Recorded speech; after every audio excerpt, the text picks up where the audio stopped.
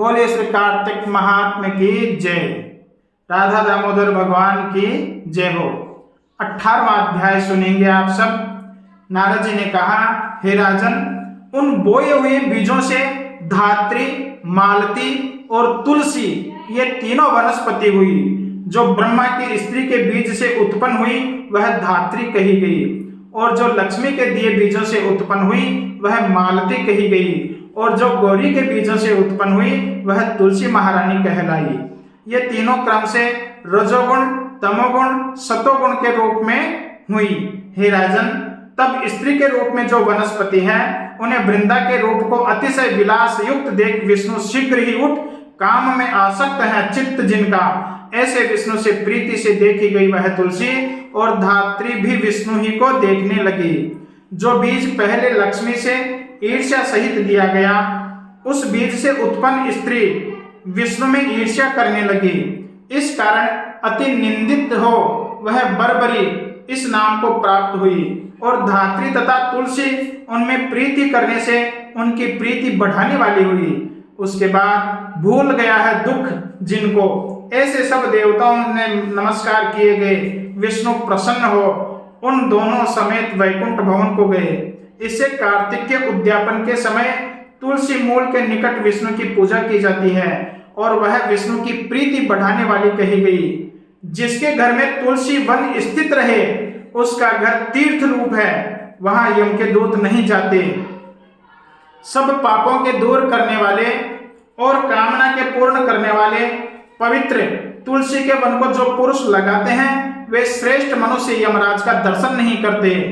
नर्मदा नदी का दर्शन, गंगा जी का स्नान और तुलसी के वन का संसर्ग, ये तीनों एक समान कहे गए हैं।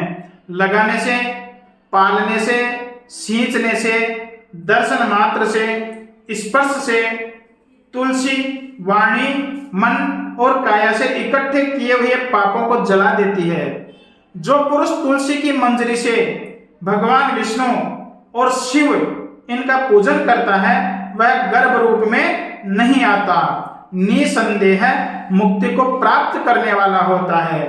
पुष्कर इत्यादि तीर्थ और गंगादि नदी और वासुदेव आदि देवता तुलसी दल में वास करते हैं। तुलसी के मूल की मृत्तिका जिसके अंग में लगी हुई है, ऐसा जो पुरुष प्राणों को छोड़ता है उसे सैकड़ों पापों से युक्त होने पर भी यमराज देखने में समर्थ नहीं होते, वह विष्णु के समीप प्राप्त हो जाता है। यह वार्ता बारंबार सत्य है। जो पुरुष तुलसी काष्ठ का चंदन धारण करता है उसके देह को किया भय भी पाप नहीं स्पर्श करता। इसलिए तुलसी माला अर्थात तुलसी का मनिया गले में धारण करना चाहिए। जहां जहां तुलसी के वन की छाया हो वहां वहां श्राद्ध करना चाहिए, और पितरों को दिया हुआ अक्षय फल होता है। आंवले की छाया में जो पिंडदान करता है तो नरक में स्थित भी उसके पितर तृप्ति को प्राप्त होते हैं। मस्तक में, हाथ में, मुख में और देह में जो पुरुष आंवले के फल को धारण करता है वह साक्षात विष्णु का स्वरूप है। आंवले का फल, तुलसी और द्वारका की मृत्तिका ये जिसकी देह में नित्य स्थिर रहती है वह पुरुष जीवन से मुक्त कहा जाता है। आंवले के फलों और तुलसी के दलों से मिले हुए जल से जो मनुष्य स्नान करता है उसे गंगा स्नान का फल प्राप्त होता है।